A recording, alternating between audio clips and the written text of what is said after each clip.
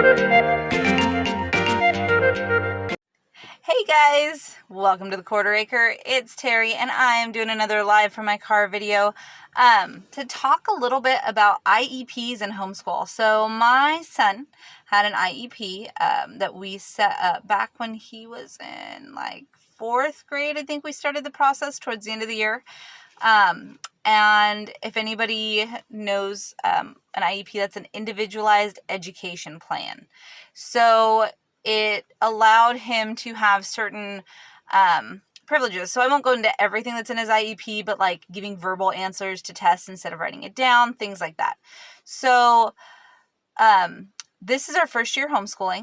My kids, my son did public school kindergarten through 6th grade. 6th grade was a really rough year. We had some issues with the school and teachers and being put in the wrong classes, and it was just craziness. And then all the weirdness of 2020 hit, and we did distance learning to finish out the school year, and we realized that was not going to work for us for this 2020-2021 school year. So we became homeschoolers.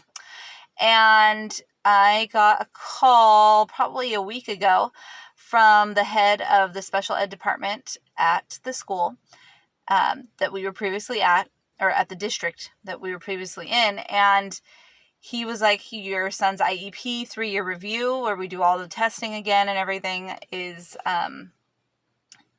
up for review. And even though you are homeschooling, we filed a PSA, which is a private school affidavit. And so we're still under the umbrella of our district. So we still get to pick whatever curriculum we want. We do whatever we want. But we have the option of receiving support from our district. So I personally wanted to have him go in and do the testing that they were asking for. So it's 6 hours of testing. So they're doing it in 2-hour chunks once a week. So today he finished all of the academic testing. They'll do behavioral testing. They'll do to see if he needs counseling, things like that, over the next few weeks. So today he did all of his academic testing, and it was really encouraging because he was like, Mom, I was able to do so much better because of homeschool. And he's like, and I told the lady that was testing me that I loved doing homeschool, and it really was such an encouragement. Now, he's not going to be able to, even if he needs services, which I think, honestly, he might be testing out of all of his services after just being home for this many months, because we've been able to work on his weak points and turn them into strengths. So I don't think that he's going to qualify for anything, but if he does, he won't receive services through the school. I will actually receive services. So like, say he qualifies for services in math. They'll meet with me so that I can say, hey, here is where we're struggling. How can I help him? And they'll help me help him, which I'm like, that's pretty awesome, because then I get to filter. I get to say, thanks for the suggestion, but that's not going to work for us. Or, ooh, that's a little too common core for us. We're a little bit more traditional, but thanks. Or, oh, great, that's an awesome suggestion, and I can implement it. And I know that even though I'm getting the support and getting resources from them, I'm still filtering out the stuff that I don't necessarily agree with. There's lots of things that happen or that are taught in the classroom that I may not agree with, or I may know are factually incorrect. But they're still taught as if they're fact, or they're still taught as if that's just the way it is. And so this way I still get to be that filter for him. But I still get a little bit of support from our school district.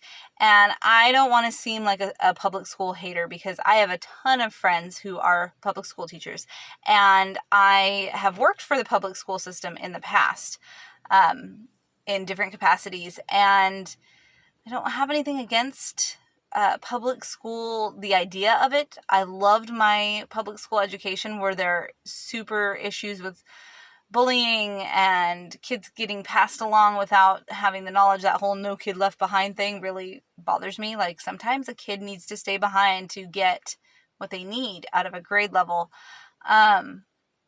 yeah, there's issues, but even the people working at the public school know that there are big issues, and they really want to solve these big issues, and a lot of times their hands are tied. So I don't hate my district by any means. I don't hate the schools in my district by any means. I just knew distance learning was not going to be a good fit for us, and the more we homeschool, the more I'm like, wow, this is a really good fit. Like, this is super beneficial. One of the reasons that I want to keep the IEP going, and I wanted to go ahead and opt into this process of testing versus just saying, nope, we're just going to cancel it and we're going to homeschool forever, is because I don't know if we're going to homeschool forever. I mean, do I look back at high school with fond memories? Absolutely. Like, high school was amazing for me. Like, I loved my teachers. I was a cheerleader, and I was student body president my senior year, and I gave a speech at my graduation. I was in FFA. I did all these awesome things that I would really like my son and my daughter to experience. So will we always be homeschoolers? I don't know. Will I homeschool my daughter all the way through elementary? I don't know. Will I send her back next year? No, but maybe the year after. I mean, really, we're playing it by ear. Some people are diehard homeschoolers, and that is awesome. And that is whatever works for your family is what works for your family. You do you is kind of my philosophy now, because there is no one size fits all. There are some kids who are thriving with distance learning. My kids would not be some of those kids. There are some kids that are drowning with distance learning. That's not it. There's some kids right now who are doing homeschool that are drowning and need to go back to public school to get what they need. That's okay. Like, whatever your choice is, that's your choice for your family. And just like your family is unique and made up of unique individuals, everybody's educational needs are unique too. So just a little rambling post to say we are continuing our IEP and doing our testing, and I'm super interested to see where he's at. And I will keep you guys updated after each testing session. Like I said, today was the academic, and he was like, wow, I knew so much more this time, and I felt so much better about what I was doing because I've been homeschooled. And that felt so good. And my question for you today is, do you have a kid with an IEP or a kid who has had an IEP? And did you continue on with the testing and things like that? And did you receive support while you were homeschooling? Or are you receiving support during homeschool? And what did that look like for you?